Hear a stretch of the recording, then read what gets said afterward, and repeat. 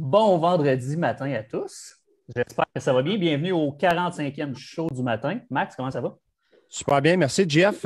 Bonne nouvelle ce matin. J'ai parlé avec Jonathan Malo. Il s'est fait inviter par Team Canada pour les qualifications des Jeux olympiques qui vont avoir lieu en Floride du 31 mai au 5 juin. Donc, on parlait de de Dominique Michel du baseball. Il ressort de sa retraite pour aller donner un coup de main à Team Canada encore. Donc, très bonne nouvelle ce matin. En plus des deux extraordinaires invités qu'on a ce matin. Donc, très, très excité ce matin. Toi, Jeff? Oui, bien, en fait, j'allais te demander sur 10 ton excitation ce matin. Là. Moi, c'est pas mal à 10, je veux dire. Ouais, 11-12. 11-12. C'est bon, ça.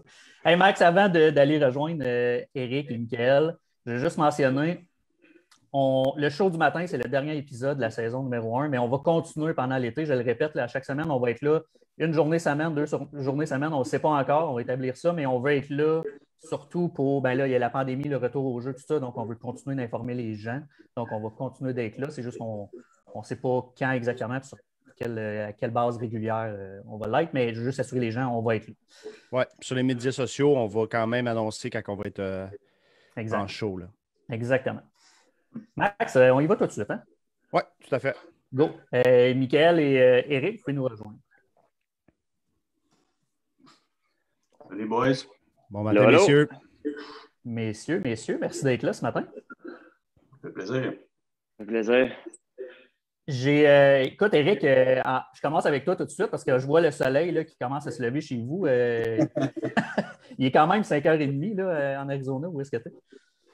Oui, il y a un petit peu de bonheur, mais pour vous autres, je vais me lever et je vais essayer de me réveiller un petit peu plus vite. J'ai du café, fait que je suis correct. Je vais être bien. Bien gentil, merci beaucoup. Michael, tu es de retour au Québec, toi, j'imagine? Oui, je suis au Québec encore pour une semaine. Là. Je m'en vais en Alberta retrouver la neige. Donc, j'ai fini mon petit mois de vacances, deux mois de vacances, puis de mon off-season. Puis, c'est ça, là, cette semaine, je m'entraîne un peu pour reprendre la shape avant de revenir sur la neige. OK. Très, très cool. Michael, c'est assez connu. Je pense que les gens savent que tu es un fan de baseball aussi. Tu nous as parlé de ton expérience un petit peu off-cam tantôt là, de Bad Boy là, qui était justement contre les Dodgers à l'époque. Oui, oui. Ben, le baseball, c'est ma première, mon premier amour. Quand j'étais jeune, avant même de vouloir être un skieur ou d'être champion olympique, ce que j'ai toujours rêvé, c'était jouer dans les ligues majeures au baseball. Puis j'ai fait tout mon baseball de jeunesse. Je me souviens plus, j'ai commencé à quel âge à jouer, mais jusqu'à temps que je monte sur l'équipe nationale en ski. Donc, ça a quand même été une bonne grande partie de ma vie. Puis, comme j'ai dit, moi, j'ai fait le camp de baseball d'Éric Gagné quand j'étais jeune. Je me souviens plus j'avais quel âge. Ça, c'était vraiment cool. J'ai été bad boy pour les expos. En plus, la seule fois que je l'ai fait, c'était contre les Dodgers. Je me souviens plus, je pense que c'est en 2001 ou 2002, dans ce coin-là. Donc, vraiment des beaux souvenirs pour moi. Très le fun, ça. Eric, fan de ski, as-tu déjà fait du ski, toi, étant plus jeune? Oui, j'ai fait beaucoup de ski. Je suis toujours à Park City. Nous autres, moi, je suis en Arizona. Park City, c'est en 1h30 d'avion. Moi, je pense que je suis un bon skieur, mais là, je pense que j'ai trouvé quelqu'un qui va peut-être m'accoter un petit peu. Mais j'ai toujours adoré le ski. Depuis l'âge de 4-5 ans, j'ai fait du ski. Mon père était un fan de vraiment faire tous les sports. Puis le baseball, c'était mon sport d'été. Le ski, c'était mon sport d'hiver. Puis avec le hockey, un petit peu. Fait que, écoute, c'est le fun d'être en présence d'une personne qui accomplit tellement dans son sport. Puis, écoute, j'ai adoré le ski. J'adore le ski encore. Je ne l'ai pas fait pendant que je jouais au baseball. Ils ne laissent pas faire ce qu'on veut. Fait que j'ai recommencé pas mal. Là, j'en fais 3-4 fois au moins par année quand je vais à Park City ou l'année passée, j'étais allé à Whistler. Fait que j'ai des beaux voyages. Mais mes voyages, c'est des voyages de ski. Quand Michael va ouvrir son école de ski, tu pourras y aller. Ça va être un échange. Ça va être intéressant. C'est ça à 100%. C'est bon. Les deux avaient performé à un sommet inégalable à mes yeux, Eric. Quand tu venais closer les matchs avec les Dodgers, ton Cy Young, c'est inégalable. Mick, tu as 10 globes de cristal, c'est bien ça? Ouais, 9. 9. Le 10e est en route, je suis convaincu. Moi, je veux savoir, Eric, quand tu montais sur le monticule, c'était quoi le feeling? Comment tu faisais pour contrôler tes papillons et t'assurer de performer? Puis par la suite, Mick, je veux savoir, quand tu es au-dessus de la piste, là, prête à descendre, là, Je veux avoir le comparable avec Éric. Toi, tu penses à quoi? C'est quoi l'approche que tu as? Moi, c'est facile, c'est que on dirait c'est un petit peu trop simple. Là. Moi, c'était juste de respirer, contrôler mes respirations, compter mes respirations. C'est juste, dans le fond, arrêter de penser de ce que j'avais à faire. Mon job, c'est plus un réflexe que j'ai. Quand j'arrive sur le monticule, je sais exactement quoi faire. Fait que moi, c'était plus de relaxer, d'être. C'est niaiseux un peu, mais ma joue, fait que je chante ma joue relaxer un peu, fait que je suis capable de penser mieux. Puis, écoute, c'est sûr que tu es nerveux, mais moi, j'étais nerveux au début, je m'entraînais. Quand je commençais à me réchauffer dans le monticule, c'est là que je commençais à être nerveux. Je commençais à lancer la balle un petit peu plus. Mais quand j'arrivais sur le monticule, là, j'étais vraiment zone in qui dit, puis j'étais vraiment concentré à faire ce que j'avais à faire. Mais c'était pas. Écoute, depuis que j'avais l'âge de 4, 5, 6 ans que je lançais des balles de baseball. Fait que veux pas, c'est graduel. Tu commences pas à dire, c'est pas un gars qui lance à 95 en avant de personne, puis c'est 50, 60 000 personnes, c'est sûr, c'est complètement différent. Mais moi, c'était graduel. Fait que je peux pas dire que c'était difficile, mais tu apprends à te concentrer. Moi, c'était ma respiration, vraiment concentrer à chaque lancer que j'avais besoin de faire avant de lancer. C'est sûr que tu as toujours un ajustement, mais c'était mon plan. J'avais un bon plan, puis j'essayais juste de croire en moi. Mick? Ouais, ben c'est vraiment similaire. J'ai aimé ça quand il a dit qu'il parle de sa respiration, mais moi aussi, j'essaie vraiment de la contrôler en haut du parcours. Surtout pour moi, dans les derniers moments avant que je pousse, quand je suis dans le start gate, dans les moments de pression. Mon sport, ce qui est très similaire à, exemple, avec un closer au baseball, c'est que c'est performance sur demande. Tu sais, un closer, il faut que tu termines la game. Souvent, tu lances la 8e, la 9e manche, puis dans des games qui peuvent être serrés. Moi, ma descente va durer 25 secondes, puis 25 secondes, je peux jouer une médaille d'or ou finir 6e, 7e. C'est vraiment performance sur demande. Donc, mon warm-up il est vraiment important. Puis, comme Éric disait, moi aussi, avant de clipper mes skis, c'est là que je suis un peu le plus nerveux. Puis le plus que je m'approche de ma performance, puis quand je m'installe dans la portion de départ, ça fait tellement longtemps aussi que je fais ça, puis je veux être dans cette position-là. Tu veux être le gars qui close la compétition, tu veux être le dernier gars qui pousse. Tu as toutes les formations des autres compétiteurs. Donc après ça, c'est juste de me faire confiance en mes moyens, puis d'avoir du fun aussi. Souvent avec la pression, on vient crisper, puis c'est moins le fun. Mais moi, j'utilise la respiration pour essayer de rester dans le moment présent, puis essayer d'enjoyer le moment parce que ce que je fais, le feeling est vraiment le fun. Donc, souvent, quand tu as du fun, ça l'aide à avoir une meilleure performance. Ouais, souvent, on voit des athlètes qui ont peur de faire des erreurs. Là, ce que je comprends de vous, c'est on est relax, on a fait ce qu'on avait à faire, mais surtout, on veut ce moment-là. On veut le vivre, on veut la pression. Éric, tu veux la balle. Mick, tu veux entendre le go pour partir de tes skis. Donc, tu sais, c'est de le vivre et de le vouloir, ce moment-là. Là. Oui, comme tu dis, qu'est-ce qui est bon que tu dis, tout le monde, j'ai peur aussi. J'embarquais sur mon ticket, j'avais peur. C'est pas que j'avais pas peur. Je suis sûr que des fois, il y a des journées qui se lèvent et tu te dis, ça ira pas bien. Aujourd'hui, ça va super bien. La peur, je pense, c'est plus une motivation que d'autres choses. Écoute, moi, j'essaie de dire, gars, j'ai peur, je veux pas. Ça fait 7-8 manches que mes joueurs jouent bien. J'arrive là, je veux pas juste saboter la game au complet. C'était vraiment de me concentrer à faire ma job. Puis oui, c'est sûr, je voulais jamais de mauvais résultats, mais tu ne te concentres pas là-dessus. Ça passe, c'est juste une pensée. Tu passes à penser, OK, puis tu rechanges de pensée. Positif. C'est sûr que 25 secondes, ça te passe vite, là. Mais moi, c'est sûr, j'avais une question. Je ne sais pas si ça me dérange de ça. Quand tu fais du ski, tu chantes-tu dans ta tête? T'as-tu une chanson ou quelque chose comme pour ton feel, pour ton flow? Ouais. Ben, je comprends ce que tu veux dire. Des fois, quand je m'entraîne, je vais mettre mes AirPods ou mes écouteurs.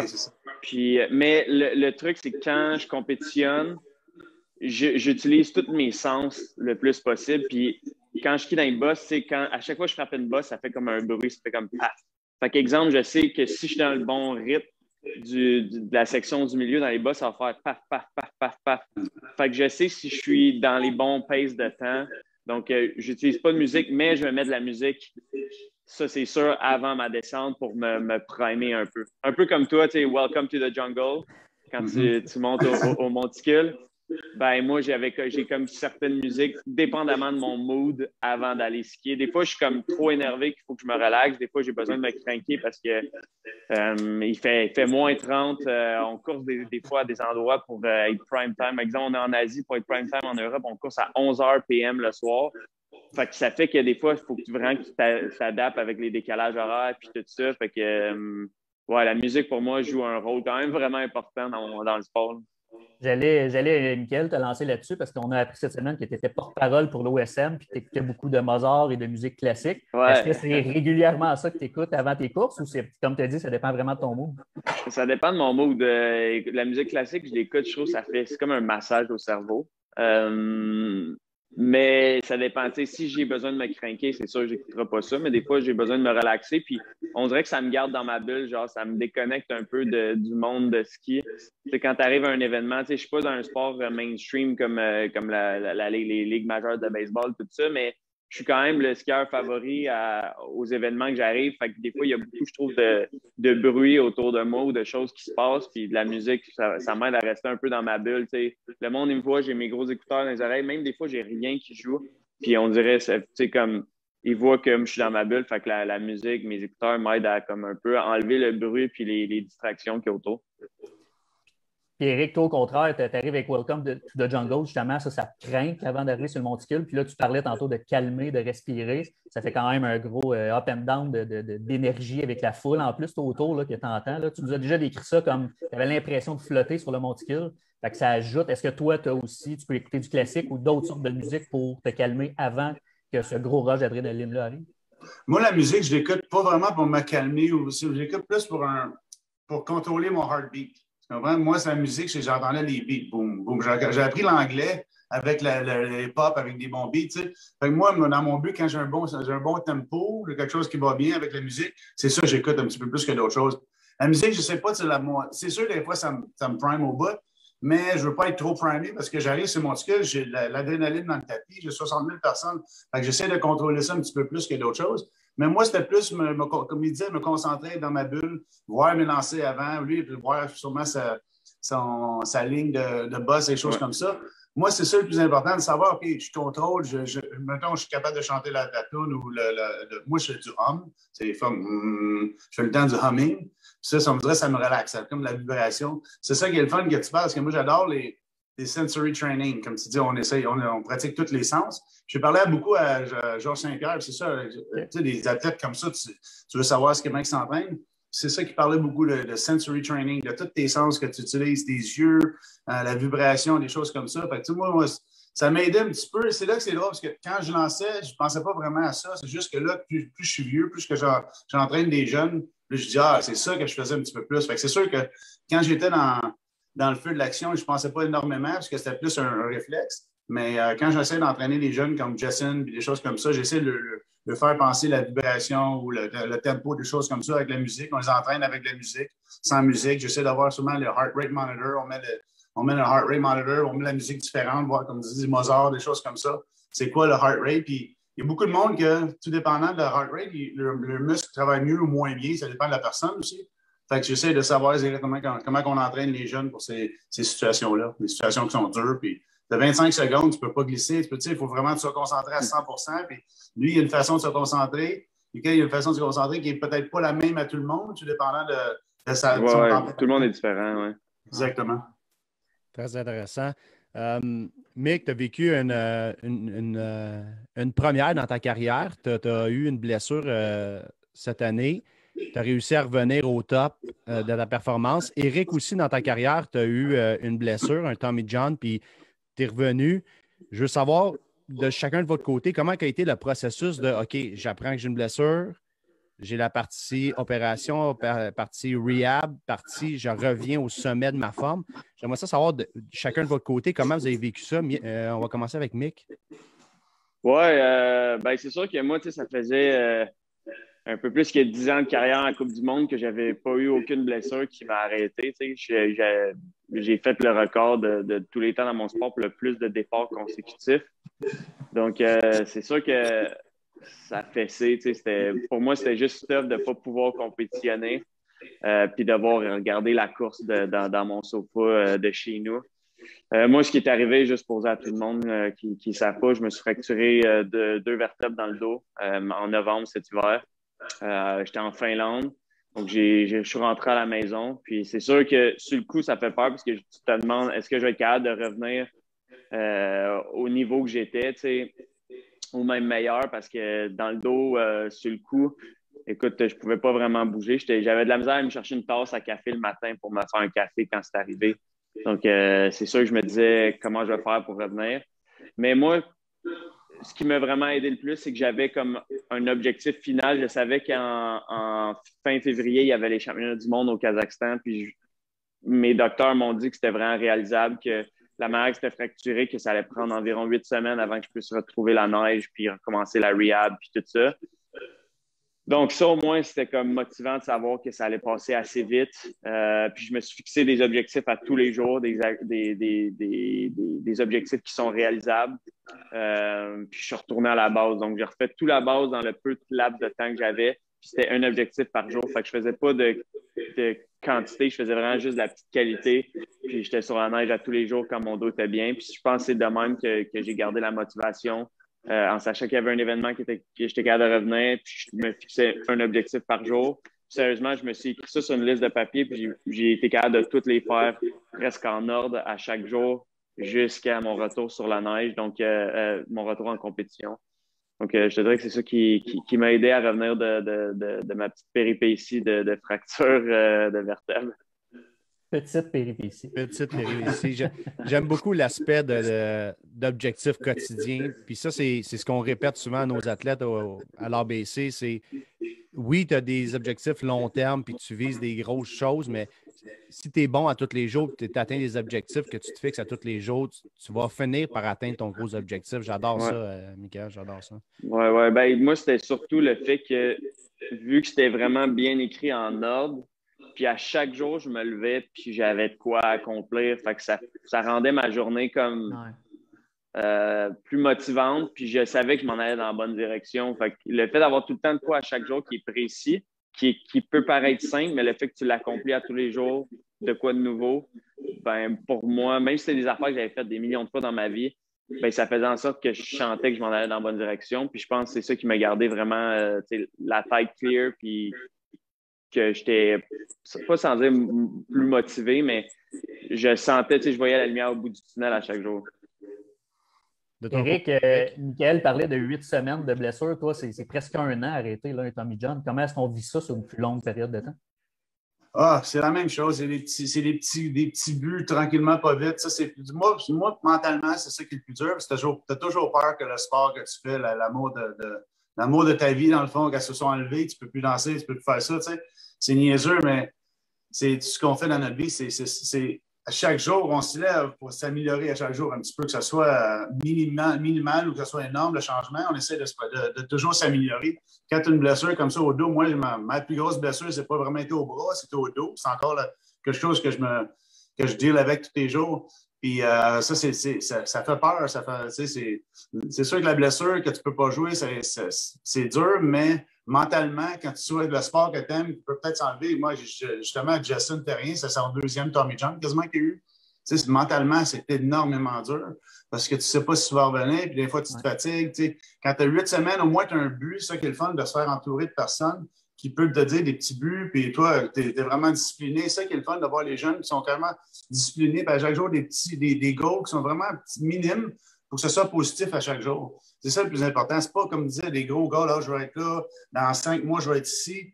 OK, c'est beau, tu as un long-term goal, mais les short-term, c'est ça qui est le plus important, parce qu'à tous les jours, il faut que tu accomplisses chaque petits goals. Puis je pense que c'est ça que Michael a dit, c'est que c'est vraiment important pour les jeunes, à chaque jour, de t'améliorer un petit peu, que ce soit en revenant de ta blessure. Mais moi, le plus dur, c'est vraiment été la peur de perdre mon sport, la peur de ne pas être capable de me lancer. Moi, encore, je me lance. Tu regardes, là. Ça, c'est mon dungeon qu'on appelle mon laboratoire. Là. Dans ma tête, je pense encore de lancer. J'ai toujours des nouveaux trucs pour montrer aux jeunes. Moi, mon but, c'est de jouer dans les Jeux olympiques. Je n'ai jamais fait ça. Fait que cet été, je me suis dit, peut-être que c'est un autre but qui n'est peut-être pas réaliste, mais moi, ça m'aide à me lever tous les jours, à m'entraîner un petit peu plus fort et essayer de m'accomplir un petit peu plus à tous les jours. Fait que c'est ça qui est le fun d'avoir des jeunes qui ont cette discipline-là. Mais il y a une raison pourquoi c'est le meilleur au monde, parce qu'il y a une bonne discipline, il y a vraiment un bel encadrement. Puis je pense que c'est ça qui est le fun de parler à d'autres sports, parce qu'on parle toujours de baseball, les joueurs de hockey parlent de joueurs de hockey. On devrait sortir un petit peu de notre bulle et voir c'est quoi les autres qui font les autres sports. Parce que moi, je parle beaucoup à Michael Phelps, qui lui a gagné, je pense, 450 médailles qu'il a gagné. Fait que lui, il connaît un petit peu c'est quoi, c'est dans l'eau, tu sais, c'est le fun de parler à ces joueurs-là, ces personnalités-là, parce que tu vois la discipline qu'ils ont. Puis moi, j'avais une certaine discipline, mais tu peux vraiment apprendre là-dedans. Tu peux apprendre avec les autres joueurs, c'est quoi, probablement leur routine, leur mindset. C'est le fun d'avoir qu'un. Qui veut pas, il est jeune, t'as 29 ans, je pense. C'est vraiment jeune, ça. C'est le fun d'avoir une personne qui est disciplinée comme ça, qui va avoir une belle longue carrière, parce que faut que tu t'occupes de toi-même, puis c'est avec des petits buts, comme il disait, pour s'améliorer à tous les jours, pour être positif. C'est ça qui est le plus dur. Ouais, puis tu n'arrives pas au sommet de ton sport sans accomplir de grandes choses qui ne peuvent pas se refléter dans d'autres sports. On aurait Georges Saint-Pierre ici sur la ligne, il nous parlerait de sa carrière et de ce qu'il a fait, qu'on pourrait facilement prendre 80 de ce qu'il a dit puis dire à nos joueurs de baseball, bien, faites ça, ça va vous aider à avoir du succès. Même chose, on a reçu, bon, Éric puis Michael, vous avez deux choses en commun, vous êtes venus parler en privé avec les joueurs de l'ABC. Bien, les joueurs de l'ABC ont autant appris d'Éric qui ont appris de Michael. Les commentaires étaient super après les deux conférences parce que les jeunes sont allés chercher quelque chose d'aspect baseball, sont allés chercher quelque chose d'aspect sportif qu'ils sont capables d'amener dans leur quotidien maintenant.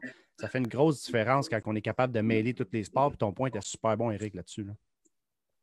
J'ai envie, parce que vous avez parlé les deux de préparation mentale. Michael, tu as un bon coach à ce niveau-là, JF Ménard, qui te porte depuis le début de ta carrière, là, je pense.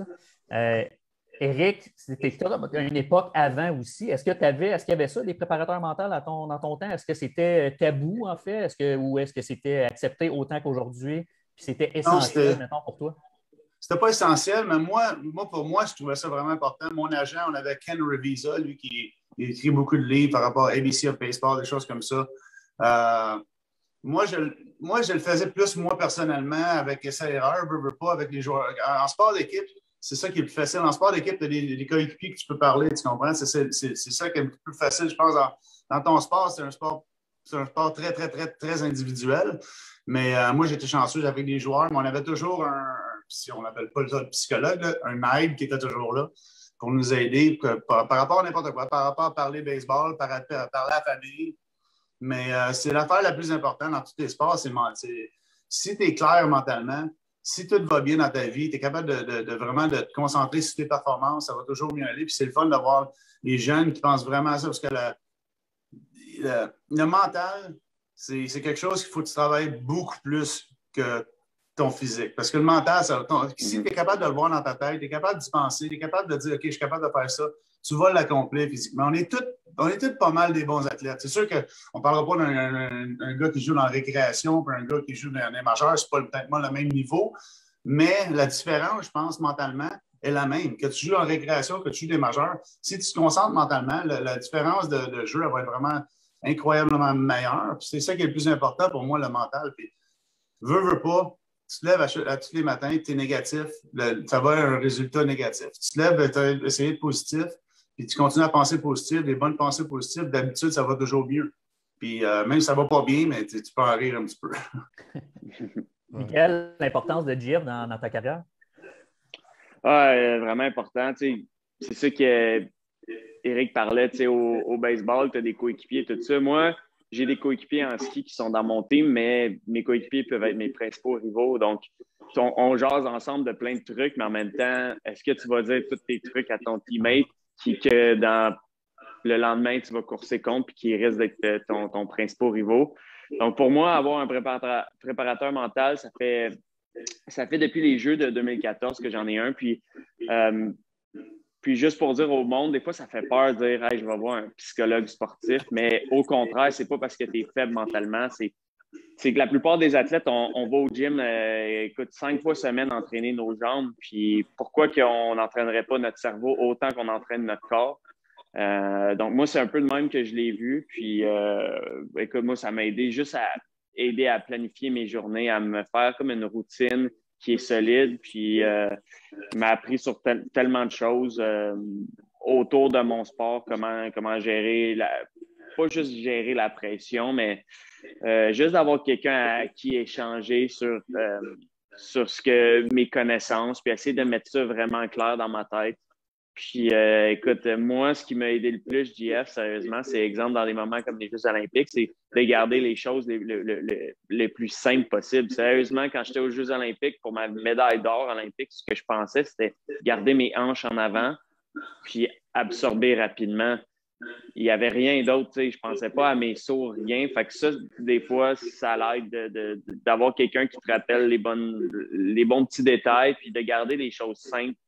Des fois, quand tu arrives à un sport de haut niveau, tu penses qu'il faut que tu penses à 1 million d'affaires, puis il y a beaucoup de choses qui se passent autour du sport, mais ouais, c'est ça qui m'a aidé le plus. Moi, c'est garder les choses simples, de bien respirer avant de performer, puis souvent, les meilleures performances arrivent dans ces moments-là. Ouais. C'est le fait que tu dis ça parce que keep it simple. Moi, c'est ça que j'essaie de dire à tous mes jeunes. On a tellement de choses qu'on peut toucher, mais à un moment donné, on sait que vous êtes bon, on sait que vous êtes capable de le faire, aller exécuter, avoir du fun. Moi c'est deux, trois mots qui me disaient, exemple, garde mon chin-up. Moi, tout, après ça, tout allait bien. Où? Respect, garde mon chin-up, let's go. C'est juste des choses comme ça. Le monde dit, voyons, ça ne fait pas que tu veux. C'est juste que ça fait tellement longtemps que je pratique, je sais comment lancer, je sais quoi faire. Mais des petits trucs qui me ramènent où ce que j'ai besoin d'être, que ce soit mentalement ou physiquement. Je pense que c'est ça, un bon coach, c'est ça, des bons trucs. C'est que tu as besoin d'un mot ou deux mots, que c'est des mots-clés qui te ramènent exactement à ça, que ce soit pensée ou que ce soit physique, qui te ramènent où ce que tu as besoin d'être. C'est ça, les bons coachs. Ça ne veut pas dire qu'il va te dire tout au complet qu'est-ce que tu as besoin de faire. Ça veut dire qu'il va prendre la place d'avoir une liste de 50 affaires, il va diminuer la liste à 2 ou 3 choses, qui va te ramener aux 50 choses facilement. C'est ça qui est le fun de voir que c'est ça la discipline mentale. C'est ça de savoir exactement, que ce soit un coach, que ce soit un joueur. Les deux, il faut qu'il y ait une discipline mentale. Le coach, il faut qu'il sache exactement c'est quoi qu'il fait cliquer l'athlète. Puis l'athlète, il faut qu'il comprenne c'est quoi le coach veut dire. C'est ça qui est le fun. C'est quasiment des mots-clés. C'est un langage qu'on a avec les personnes qu'on est plus proches. On dit, OK, Eric, garde ton. Mais on reste à la plainte un petit peu plus longtemps. Mais on va dire, c'est quoi ça veut dire, ça? Ben, moi, je sais ce que ça veut dire. Puis moi, la mécanique, ça m'aide beaucoup, que ce soit mentalement, physiquement. Puis ça fait changer au complet. Puis c'est ça qui est le fun de voir, parce que les jeunes essayent tellement de faire tout. Ils écoutent tous les coachs de A à Z, mais ils oublient de lancer ou ils oublient de faire leur job. Là, souvent, on donne trop d'informations aux jeunes. Là, sûrement, encore à ce temps, avec les data analytics, des choses comme ça, on essayait de fournir le plus d'informations, mais on oublie que les jeunes ne sont peut-être pas capables de garder tout ça en dedans. Peut-être que ça les nuit. Keep it simple, keep it just to the point, go get them. Puis d'habitude, ça l'aide énormément. Parce que, quand on parlait du cerveau, là, plus tu as de choses dans la tête, moins tu te concentres, c'est des bonnes choses. Puis je pense que c'est l'affaire la plus importante, je pense qu'un matin qu'on a entendu, c'est keep it simple. Ouais. Ouais, souvent, avec les athlètes, on va coacher sur le terrain, puis à un moment donné, ça ne va pas bien, puis tu lui demandes à quoi tu penses. Je ne sais plus, je pense à trop de choses. Là. OK. C'est de ramener à 1 à 2 points. C'est tellement pertinent comme intervention, les boys. C'est excellent. Jeff, on avait-tu des questions du Facebook? En fait, c'est surtout des commentaires. Les gens sont super contents de ce qu'ils voient, puis ils trouvent ça super intéressant, puis ils en prendront encore. J'ai une petite question pour Eric, en fait, là, sur Seminoles, savoir comment quelqu'un qui s'en va là ou qui va commencer à Seminoles, c'est quoi son approche ou quel conseil tu as pour lui? Ah, ça va être dur. C'est ça qui est le fun. C'est une place qui n'a pas grand-chose à part du baseball. Il y a une bowling alley, puis tu vas jouer au baseball, mais concentre-toi. Ce qui est le fun, c'est vraiment que tu es dans le baseball 100%. C'est complètement différent du Québec. On va dire de quoi c'est. Moi, je ne parlais pas anglais en plus. Fait que je suis arrivé là. Je suis arrivé vraiment dans l'Oklahoma, dans le milieu de l'Oklahoma. Je suis arrivé. Ils m'ont emmené d'une church en plus, en partant. Ils m'ont levé debout. Je ne connaissais rien de ce qui se passait là.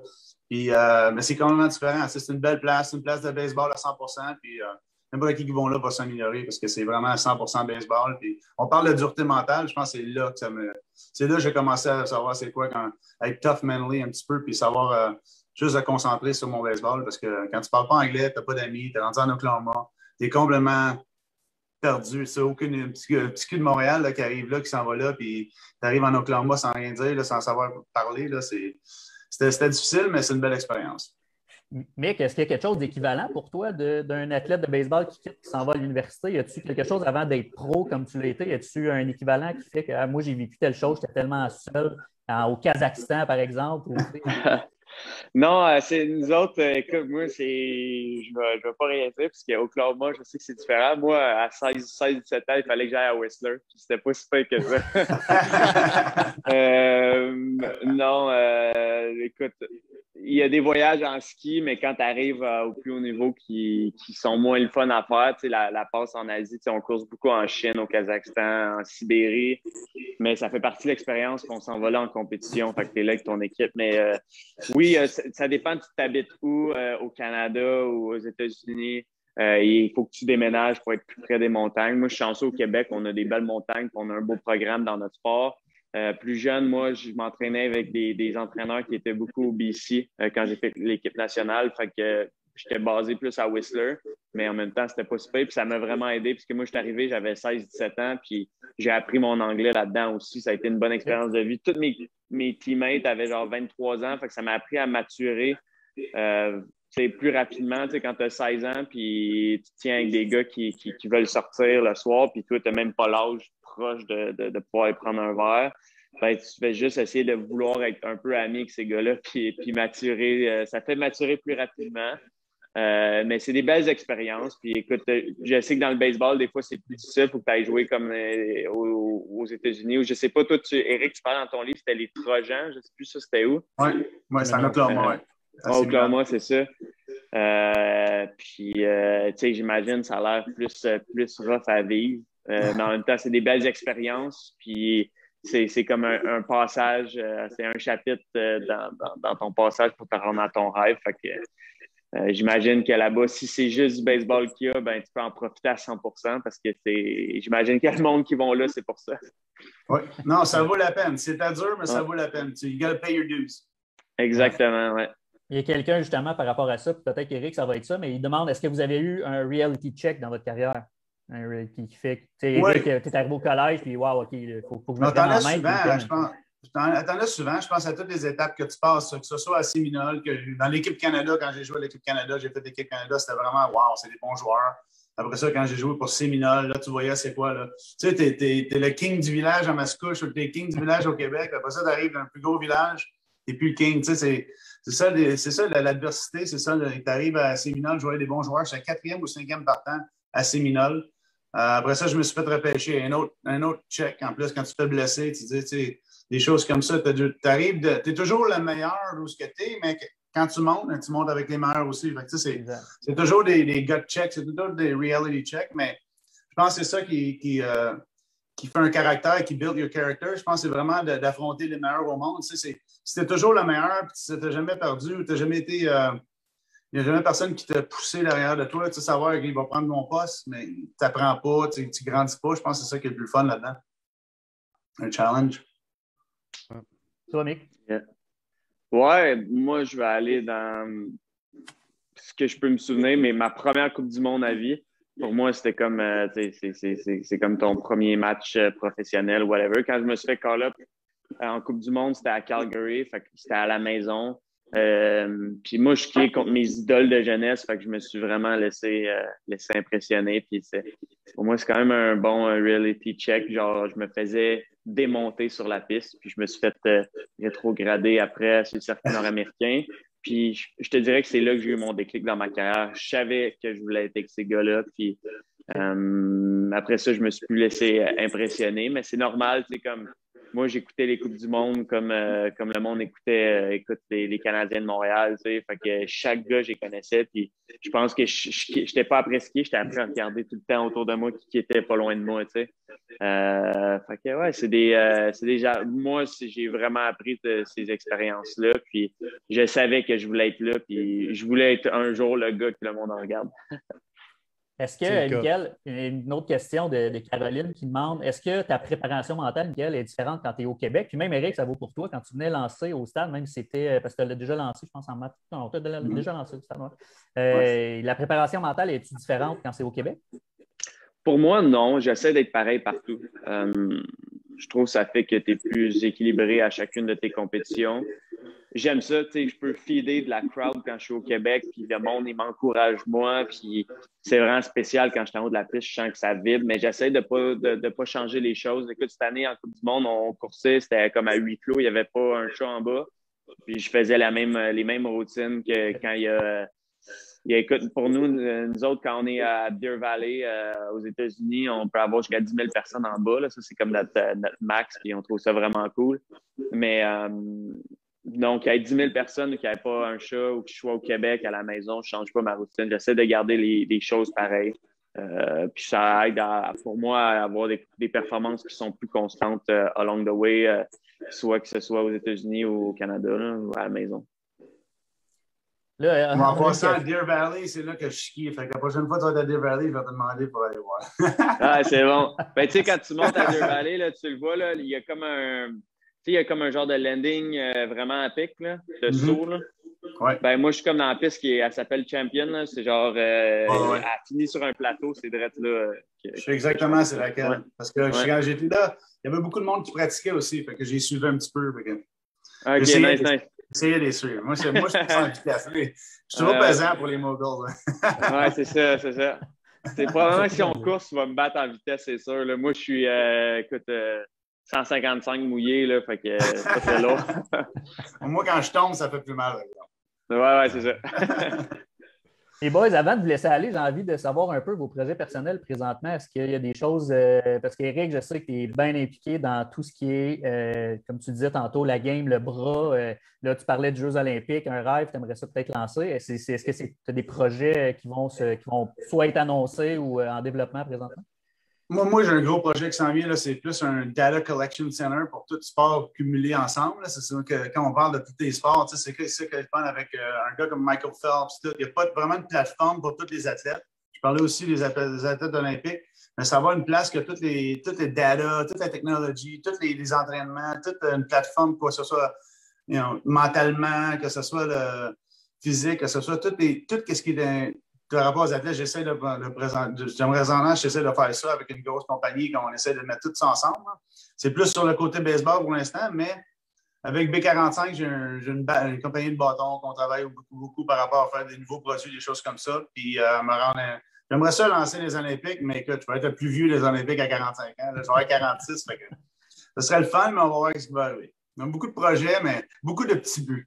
Oui, il n'y a rien d'impossible. Puis B45 est un fier partenaire aussi de l'ABC là, qui contribue, qui donne beaucoup de bâtons. D'ailleurs, on a reçu nos bâtons, là, B45, ils sont magnifiques. Merci beaucoup, Éric. Merci beaucoup. Plaisir. Merci. Là. Michael, tes projets? Mes projets présentement, moi aussi, c'est une année pré-olympique. Les Jeux d'hiver de 2022 s'en viennent quand même assez vite, dans moins d'un an. En Chine. Donc, c'est ça, projet. Je m'en vais en Alberta, recommencer à skier, je reviens à la maison, m'entraîner, profiter un peu de l'été aussi, là, décrocher, garder un bon équilibre dans ma vie. Puis, c'est sûr que je risque d'être pas mal en Europe rendu septembre, octobre, novembre là, pour me préparer pour la saison qui s'en vient. Mais, ouais, c'est pas mal ça, les projets. Là. Une année pré-olympique, tu essaies de quand même passer bien du temps sur tes skis puis essayer de garder la meilleure forme physique aussi. Donc, c'est ce que je fais présentement. Là, c'est une partie le fun de l'été là, présentement parce que mes vacances sont finies. Puis là, je recommence à m'entraîner. Fait que je peux faire les genres d'entraînement qui sont comme plus un peu moins spécifiques à mon sport. Puis des fois, je trouve ça le fun. Là. C'est comme tu t'entraînes puis tu fais ce qu'un peu monsieur, madame, tout le monde font au gym, là, des biceps, des pecs, des jambes, des squats, des trucs de même. Moi, ça me fait plaisir. Puis non, j'ai hâte de reprendre sur la neige puis d'entamer cette saison-là qui s'en vient. Très cool. Les boys, merci beaucoup. Gros 40 minutes ce matin, les gens adorent ça. Fait que vous avez pris de votre temps pour vous autres. Éric, tu peux, je pense que le soleil est levé, tu n'as pas besoin d'être recouché. Là, je mange au golf. Là. Ouais, c'est un gros tournoi de golf. Moi, je m'en vais juste ici, je me reviens, puis je m'en vais squatter juste ici. Fait voilà. que, ouais, un peu moins le fun que le golfer. Il n'y a pas de secret. Il n'y a pas de secret des champions. Exactement. Un gros merci, messieurs. Merci beaucoup. Bonne journée. Bye. Ciao. Ouais. Wow. Ouais, j'espère que les auditeurs ont autant apprécié que. Oui, je te confirme que oui. Je te confirme que oui. En voyant les messages sur Facebook, les gens adorent ça. Le concept d'avoir les deux aussi là, qui se relancent là, au niveau de leurs sports différents et des techniques qu'ils ont, c'est vraiment cool. Oui, puis ça se ressemble. Ça se ressemble tellement. C'est les grands athlètes, là, Eric a été au sommet, Mick est encore au sommet, mais c'est deux grands athlètes québécois. Il y a tellement de similitudes. Fait que si les jeunes athlètes et les coachs peuvent comprendre ça, puis amener cette philosophie-là à notre sport, ça va être extraordinaire. Oui, exact. Puis, tu sais, j'ai mis le livre de GF en arrière de moi, mais c'est un peu ça, tu sais, athlète au bureau, olympien au bureau, c'est un peu ça aussi. Tu sais, si tu veux être le meilleur au bureau, il faut que tu sois discipliné. Faut que Puis, Michael et Eric, c'est ce qu'ils ont fait toute leur carrière, c'est pour ça qu'ils se sont rendus là. Il nous reste un petit segment, Max. Ouais. À toutes les 2 semaines, on reçoit le Barbu de Ville qui vient nous conter une petite histoire. Fait qu'on est rendu à lui. Fait qu'on va aller le rejoindre. On va aller voir. Ben ouais. Monsieur Barbu de Ville avec son gear de Baseball Québec. 1, 2, 1, 2. Testing. On t'entend. Comment ça va? Moi, j'entends rien. T'entends rien? Non. Ben, il faut que tu mettes tes écouteurs à on. Nous autres, on t'entend bien. Ouais, nous autres, on t'entend bien. Beauté du live. Là, tu m'entends? Oui. Nous autres, on t'entend depuis le début, mon... Ah ouais? Ça, c'est quand même comique. Là. Ouais, hein? Bon, là, on t'entend. Touche pas à rien. Là. Après un Cy Young et un Olympien, moi, le gros, il arrive avec sa caméra Hey, non, franchement, j'écoutais l'entrevue, boys, là. J'avais juste le goût de te texter. G, là, hey, laisse faire mon segment que je suis là, Joe Jackson, là. Continue. Donc, là, tabarnouche que c'est intéressant. C'est vraiment bon. Bon, là, tu veux-tu que je parle de mon entraînement de l'Olympien? Non. Non. Vas-y avec ton texte. C'est malade. Moustique C. Ouais, non, ça ne te tente pas, OK. Est-ce que je pourrais parler de mon expérience aussi? Là? Non. On va y aller avec ce que tu es très bon pour faire, donc nous conter une histoire. Oui, parfait. Laisse aller. Merci beaucoup. Ça s'intitule Shoeless Joe Jackson. Joe Jackson jouait sans souliers. Il aimait sentir le gazon fraîchement coupé sous ses pieds. Il signait son nom en faisant un X. Fils d'un gars d'usine dans le textile au fin fond de la Caroline du Sud. Cet homme simple est probablement le meilleur frappeur de moyenne que le baseball majeur a jamais connu. Il faut savoir que Jackson a commencé sa carrière à l'époque du Far West, littéralement. Il était commun d'affiler ses crampons avant de partir pour voler des buts en toute quiétude. Selon le prestigieux Sporting News, il est le 35e sur la liste des plus grands joueurs de tous les temps. Sur 145 ans d'histoire, il en serait le 35e. Ce qui est loin d'être banal, tu sais. Il a commencé sa vie d'homme à 6 ans. C'est à cet âge-là que Joe Jackson est entré dans la même manufacture que son père en 1893. L'usine avait une équipe de baseball semi-professionnelle qui s'appelait le Brandon Mild Team. Shoeless a obtenu un poste comme voltigeur avec cette équipe d'adultes à l'âge de 13 ans. C'est à ce moment-là que commence le parcours légendaire de Jackson. En 1908, il obtient un essai avec les Aces de Philadelphie. Oui, parce que les Aces ont été à Philadelphie bien avant Oakland. Puis il a marié sa belle Cathy Wine. Elle avait 15 ans. Lui, il en avait 20. Ils ont été mariés 43 ans jusqu'à la mort de Joe en 1951. Jusqu'à sa mort, elle écrivait ses lettres, gérait son argent et lui lisait ses contrats de baseball. Écoutez bien ça. Ça, c'est un record qui sera jamais... Tu sais, on dit qu'il y a des records qui ne seront jamais battus. Celui-là ne sera jamais battu. En 1911, comme recrue avec les Indians de Cleveland, comme recrue, il a frappé pour une ronflante moyenne de 408. C'est à ce jour encore un record chez Cleveland, chez les Indians évidemment, puis encore un record pour une recrue. Le genre d'exploit qui ne sera jamais battu. Jamais. Il y a aussi eu des années de 26, 21 et 20 trips par saison. Aujourd'hui, si un gars en frappe 10, c'est beaucoup, là. En 1919, Ça, j'ai fouillé beaucoup pour le retrouver. J'étais bien content quand j'ai pogné cette citation-là. En 1919, Babe Ruth a déclaré « J'ai copié mon élan sur celui de Joe. Il a un élan parfait. C'est de cette façon que j'ai commencé à frapper des circuits. » En 1916, il signe un méga contrat avec les puissants White Sox de Chicago. Une somme énorme pour le temps.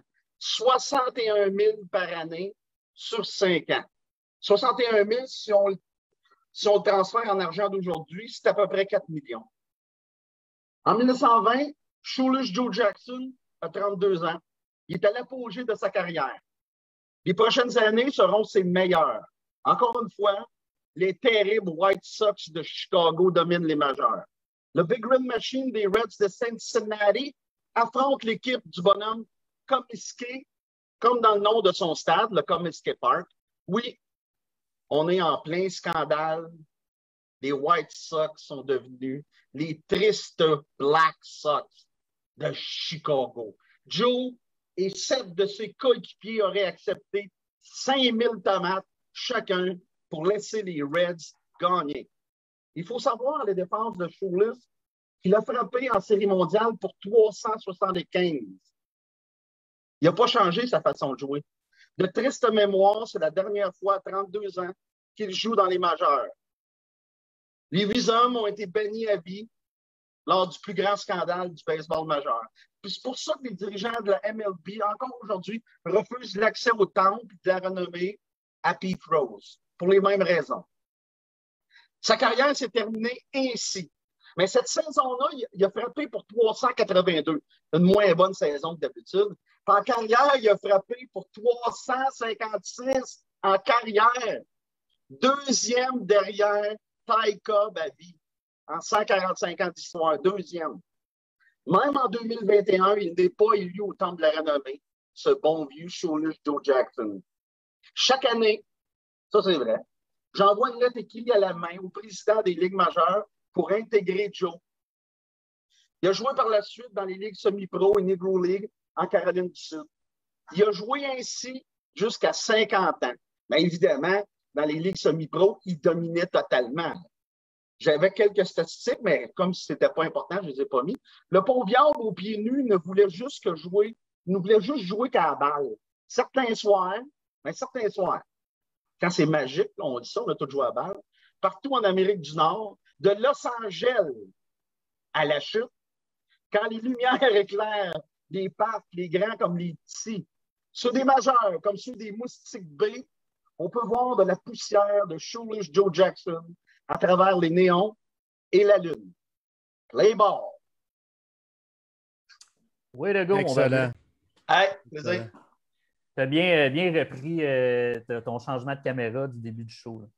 Ah, c'est bon, merci. Solide texte. Solide texte, c'était excellent. Hey, merci. Je te remercie pour les chroniques que tu as faites. On va continuer à en faire dans les prochaines semaines, évidemment. Fait que merci pour ça. Puis écoute, je te souhaite une bonne fin de semaine. Hey, merci beaucoup. Yes, bonne fin de semaine. Bye, guys. Bye, Max. Salut. Bye-bye. Max, je veux remercier les gens. On reçoit encore plein de messages sur Facebook. Je remercie les gens d'être là, d'être à l'écoute. Puis, comme j'ai dit en début de show, on va continuer à faire des shows, des épisodes, juste de façon moins régulière. On va en faire 1 ou 2 selon les nouvelles, puis selon les invités qu'on a pour les prochains mois. Donc, merci d'être là. Puis on vous tient au courant du futur du podcast. Max, merci pour les 45 shows qu'on vient de faire ensemble. Merci à toi. Merci à tous ceux qui nous ont écoutés, qui nous ont envoyé des super beaux messages. On prépare déjà la saison 2 avec de belles surprises, puis ça va être très intéressant à suivre. Oui, j'ai dit 45 shows ensemble, mais Vanessa aussi, elle en a fait, donc on la remercie. Et Max, évidemment. Ouais. Merci tout le monde d'être là. On se revoit bientôt. Salut. Bye bye.